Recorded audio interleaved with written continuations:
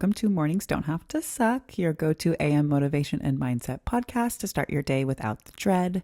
In the short time we have together today, you might just learn something new about yourself and how you can approach your day from a new and clever perspective.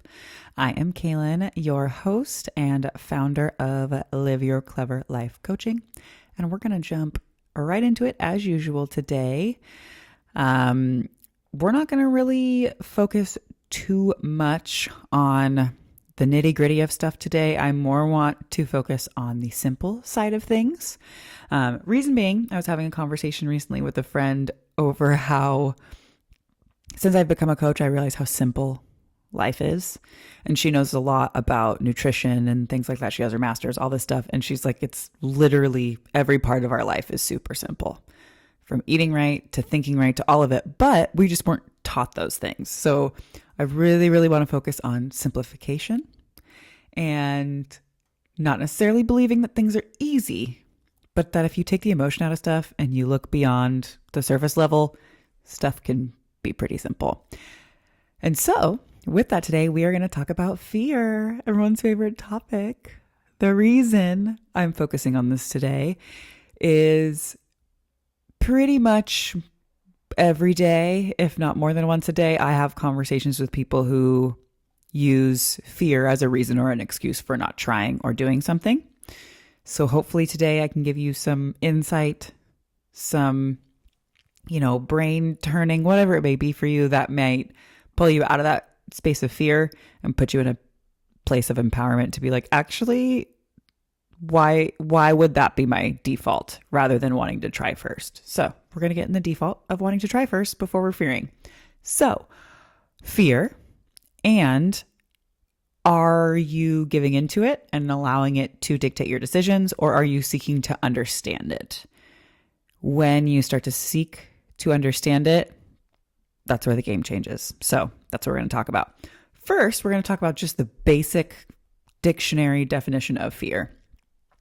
Because I think when we get it down to that simple, right, of a level, it goes, oh, why would I be applying that to this scenario? So we're going to talk about it.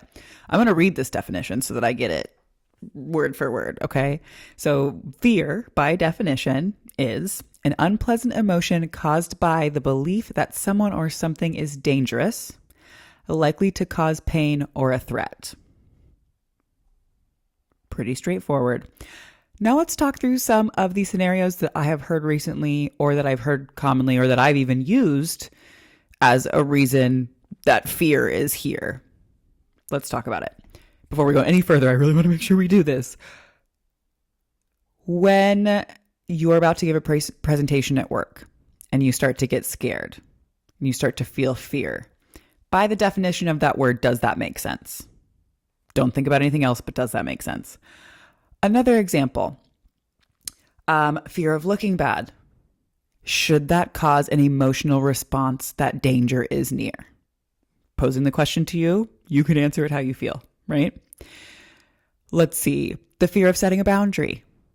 Should that warrant the response of danger is coming? Think about it. The fear of confrontation. The fear of asking for a raise, even if you want and deserve it. The fear of not succeeding. Maybe you're trying to start a business and you're so worried and fearful that it's not going to work. Or maybe you're trying to go for more education. Are these things, right? They're all valid reasons to get nervous and have anxiety. But by definition of fear, does that make logical sense? And I'm going to spoil it for you. The word is no. None of these things should warrant a fear that you're going to lose your life. And I think that that's where a lot of us are missing it. If we are able to use the moments that fear come up in our lives, right, as indicators or as signs of, oh, this means I'm getting out of the place that I'm comfortable, not like pump the brakes, I'm scared, life might start to change a little bit and your perspective might start to change a little bit. So with that, and with the idea of using your fears, that emotional feeling that we get, using it as an indicator or reframing it as a natural emotion and being like, oh, This is normal. I've never done this before, so my body's going to naturally feel scared. That makes a big difference, right? Fear, like I said, it's a survival mechanism, right? Your body is in tune to do that because the humans that lived generations before us literally had to do that. We are lucky humans, most of us, where we do not have to worry about being hunted by wild animals and things like that. So, thinking about that, right? Fear is not bad, and that survival mechanism is not bad. It's just trying to keep us safe, but we often steer away from fear because it makes us uncomfortable. When if we just did the thing that made us uncomfortable, we would then grow, expand our limits, and then no longer feel that fear, right? So something to think about as you head through your day and you face those little moments of, oop, no, I don't want to do that. I don't want to make someone uncomfortable. Or, oop, no, I get that weird feeling in my stomach that makes me, I don't know, I feel a little bit scared to do that.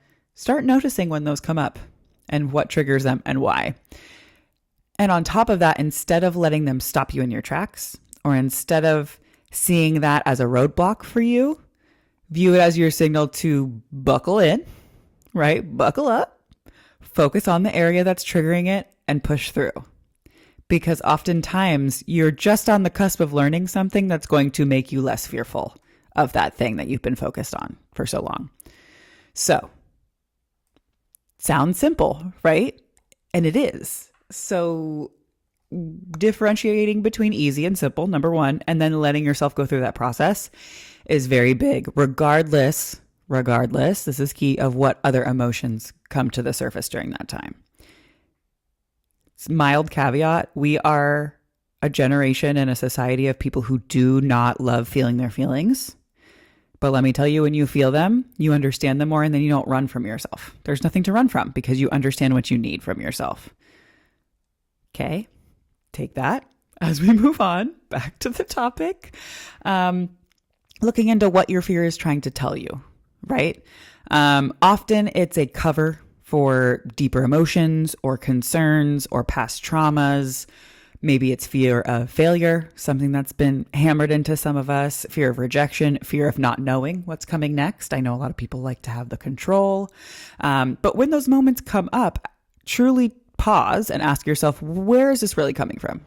What is this fear really about? And with that, does it actually apply to the scenario that I'm in? Pay attention to whether it's based in fact and in a real threat to your being, or if it's one that you've created in your head that feels bad, right? That feels, oh, that would be terrible. But really, you've created a hypothetical situation that might not exist. Think about the two. Fear can also be a sign that you really care about someone or something, or the effort you've put in somewhere, whether it's a relationship, a goal, an opportunity. So when your fears are tied to things that you don't want to lose, in our human brains, we add a ton of pressure and a ton of weight on that. But just know that's a good thing. It's a good indicator. It's not something you should hold tighter, right? We all know what that can do in not the most positive ways. So start to think about, as those fears come up, as you're facing them, are they true? Are they real? Should I even be applying this here? And think about the logic behind it. I've said this to some people before, and their response is, yeah, but I still feel that way. And I go, absolutely valid. However, you do have some control over what feelings you give power to. So think about that. Lastly today, before we wrap up, I want to talk about in live time, right? Things that you can do when you start to feel the fear come up, when you start to get nervous, any of that you can use to kind of push forward. One, we'll start off very clear, very simple, naming your fear, facing it out loud, writing it down or saying it. When you apply a name or call out a fear, it reduces its power and helps you confront it. For any of my Harry Potter fans out there, you might know what this means. Remember, he who must not be named? When you take the name and you make it and you demonize it and make it something terrifying, it builds its power. So once people started to say Voldemort, it wasn't so scary anymore, right? Obviously, there's more to that story if you're a Harry Potter fan, but this came to my mind immediately because I was like, well, yeah, if you can't fear, like if you don't fear a name, then it's a lot less likely that you will feel the person or the thing. So start to think about that. Write it down, call it out, say it out, and write down why it incites fear in you. And then you might find that the answer has nothing to do with the scenario you're in, but it triggers the thought process to be like, oh, okay, this makes sense why I feel that way, but I don't have to feel that way about this. And it starts to get that mind-body feeling connection more in tune so that you can move forward with thought and not purely off of emotion. Another way, we've talked about this in the form of goal setting before, things like that, but taking the small, impactful, and courageous steps that get you to where you want, regardless of how small they are. So breaking down the things that are big and scary to you into tiny, more digestible, manageable actions will take you very far. With that too, each little try, each little step, it's going to make you feel more empowered. It's going to build your confidence, and it's going to reduce, again, the intensity of that fear feeling that you have initially. Again, it is just a feeling. A lot of times when we feel such intense feelings, we decipher them as truth when they are just human emotions. And humans are simple, and we feel things that sometimes don't equate with actually how we think. So take that as you will. Another thing I often talk about is self-compassion. So being kind to yourself, giving yourself grace, especially when fear pops up, and especially when you're not expecting it to pop up, right? Making sure you're being mindful and you're reminding yourself it's okay to feel afraid. You're not going to be the only person on this planet who feels fear. It's probably not going to be the only time that you feel fear, but just realizing you're not alone in this experience and that is a human emotion will lessen the intensity of it a little bit and lessen the shame that you put on yourself in the process. Last two here, visualizing success. I know some people are kind of like, whatever. Like if it's not here yet, I can't picture it. Try. Imagine yourself overcoming the fear and achieving the thing that is so, so scary to you. The reason being, this type of behavior, this type of thought process, it does actually rewire your brain in lifetime. I'm a perfect example of it. I've said this before on my podcast. 1 year ago, I probably would have believed it. 2 years ago, 3 years ago, 4 years ago, anything beyond that, I would not have believed you that I work a full-time job, teach fitness, and also run a business on the side. I would have laughed in your face and been like, nope, I am far too sleepy for that. You find ways, you visualize it, and you make it work for you. Grain of salt, but think about that. Really visualize yourself achieving the things that you want to achieve and see how your perspective and your path starts to shift towards that thing. I challenge you to do that this week, or at least start to think about it. Lastly, I say this a lot, but seek support. If you have fears that are lingering, regardless of these things that you try, share them.